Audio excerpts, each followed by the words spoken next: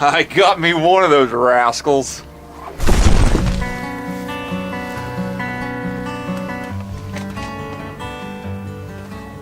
Okay, so hey everybody, Robert Arrington here. You're watching my channel, Deer Meat for Dinner. And a lot of you guys have been asking for a video about what gear I use and how I hunt. If you're gonna go duck hunting, you need to have a sleeve for your gun. Typically it's gonna be wet, it's gonna be muddy, you're gonna be walking through stuff, and the last thing you wanna do is get out on a hunt and have your gun jammed. This is very important. It's kind of soft, keeps the gun protected. Inside is the important stuff. It's like a blow pop, you know, hard candy shell, nice gum in the middle. You got your shell, you got your gun. Make sure it's unloaded. This is my Escort 20 gauge. Actually, it's Sarah's Escort 20 gauge. What's cool about it is that the stock of the gun is a little shorter, so when I aim, I can swing around real nice and easy. I shoot the 12 gauge, but it's at home right now. This one was in the truck, and I've been hunting. I got a vote. Yeah, buddy. Yeah. First time I've ever shot this Escort 12 gauge. Very good, Robert. Very good. Good way to start the day. I'm right-handed. I'm right-eye dominant. When I throw up, I keep both eyes open. Pow! If it's a longer shot, I may lead him a little ways farther. If it's a closer shot, I'm gonna put it right on his head and pull the trigger.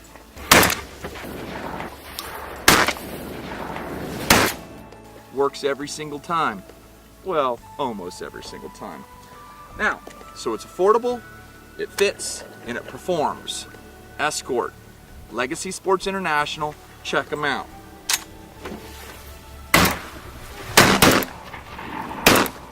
You gotta have something to put in your gun. That is Kent Fast Teal. This is a 12 gauge 3-inch, or we shoot the 20 gauge 3-inch number 4s.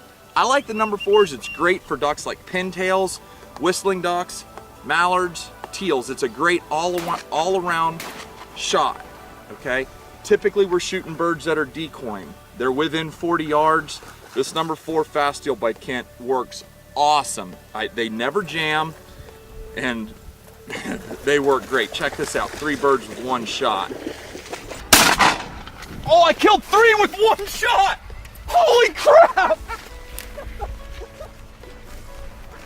Now, as you guys can tell, Remy's back there having just an absolute ball, and that's what hunting's all about. So you've got your Escort shotgun, or at least I do. I've got my Kent Fast Teal. You need a thermocell. Let me tell you something, if you're duck hunting anywhere in the South, and even in Arkansas during the early season, let me tell you something, mosquitoes will ruin a hunt. Don't expect someone else to have one. Have your own. Make sure you've got plenty of fluid. Check. Okay, this one's full. And make sure you've got plenty of extra pads. They're really easy to replace. Get this thing turned on, and the mosquitoes will leave you alone. Very important. Thermocell. And again, you guys, I want y'all to know, none of these products I'm talking about, these aren't companies paying me. These are just products that I use in the field and absolutely trust.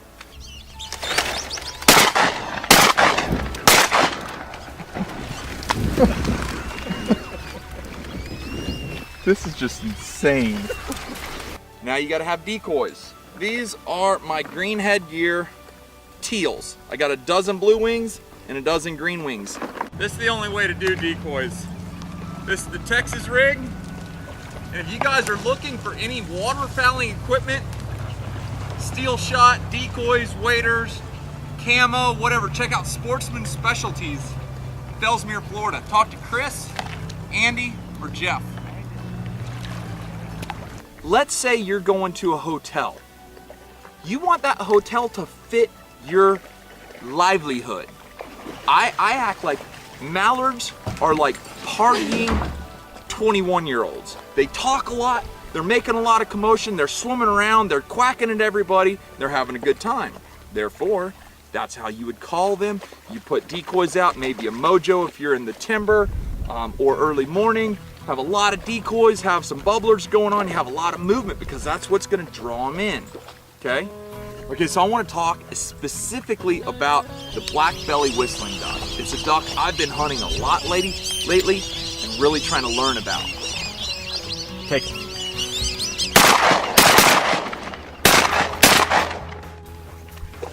Black bellies are nocturnal birds, so they feed all night long and then they want to come back and find a secluded, quiet area that they feel comfortable in, okay?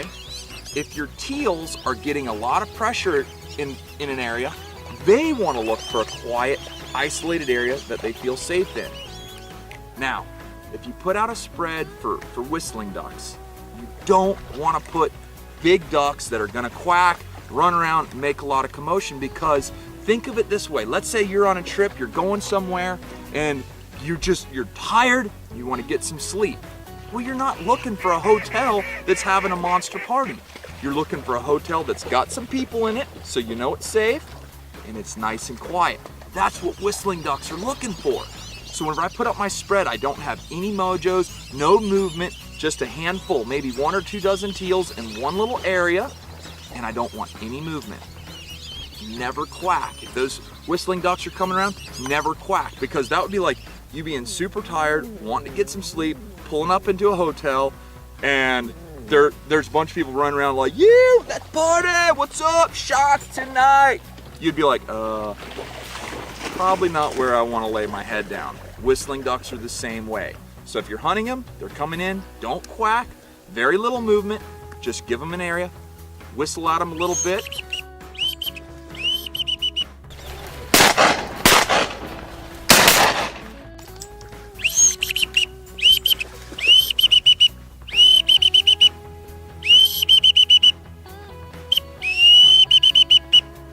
That's typically what they sound like when they're flying. When they're coming into land, they go like this.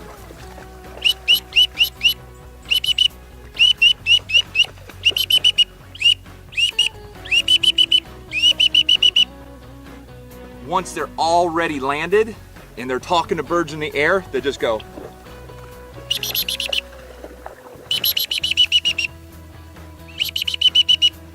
Something like that. Now, there's no duck in the world harder to mimic than a whistling duck, especially a black belly whistling duck. But give it a try, they'll really cut, come back to it. Once that bird's coming to you, get quiet. Don't say anything to them. If they're going away, whistle at them. Once they cut, maybe whistle just a touch more, but leave it alone. Well, that's 3.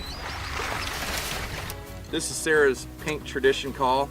If you want to get real technical, you're going to need to look at a technical caller. Again, I'm referring to Phil, Chase Robertson. They may never win a calling competition, but those dudes can call ducks that are deaf. So in Florida, this is my mallard call. That's all I'm doing. And to make that noise, it's just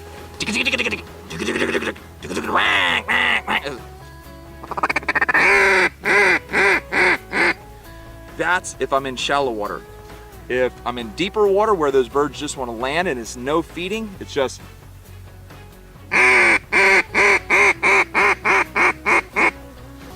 or just a quack.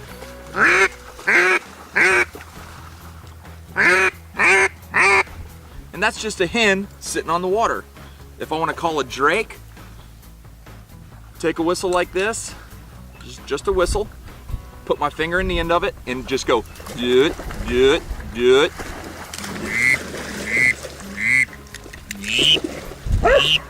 Tree frog, learned that from the master.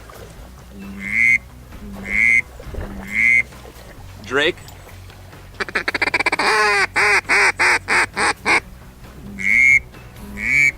Now you're mimicking a pair. If you look and you see a pintail coming in, plug the end.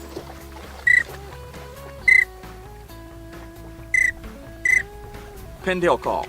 Real simple. These are birds you're gonna see around here. If it's a widgeon,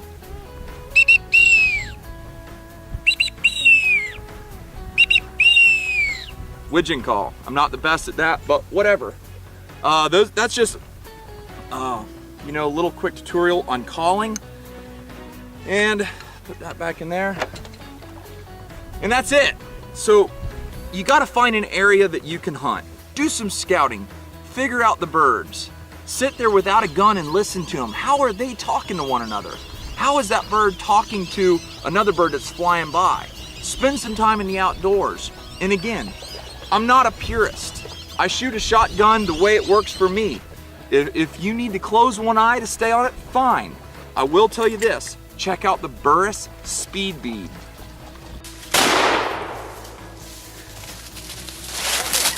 .12 gauge, baby.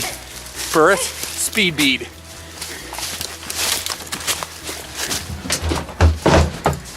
I can tell y'all right now, we're out here in Arkansas mud, and keeping our cameras safe from the elements is like number one, because if we don't have our footage, all this is just a vacation. So we carry all of our cameras in the Plano all-weather gun guard cases. This is the extra large pistol case.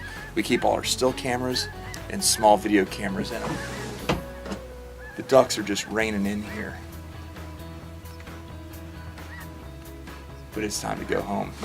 This is proof positive how much I trust this. Oh yeah, do that with your camera case. That's what it's all about, folks. You want to get out there, you want to have a good time, you want to have a shotgun that you can feel comfortable with.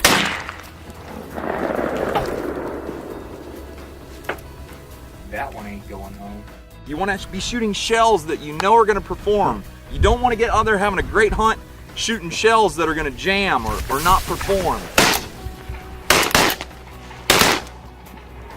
Shoot, that was way high for me.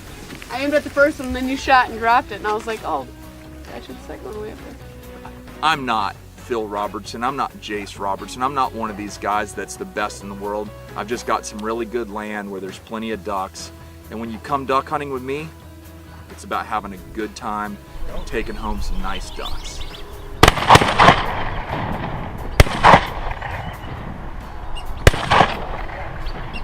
These are those days you dream about. Guys, thanks so much for watching Deer Meat for Dinner. Thanks for checking out all my videos. Please subscribe and be a part of our channel. This is just a day in our life, and we appreciate you guys being friends. And as always, we're out.